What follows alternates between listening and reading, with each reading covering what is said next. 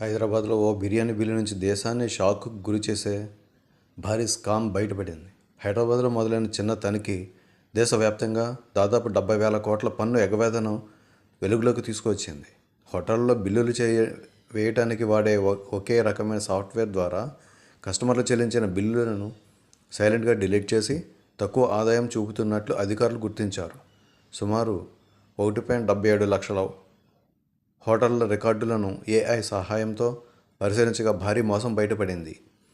తెలుగు రాష్ట్రాలైన ఆంధ్రప్రదేశ్, తెలంగాణలోనే వేల కోట్ల అమ్మకాలు దాచినట్లు తేలింది.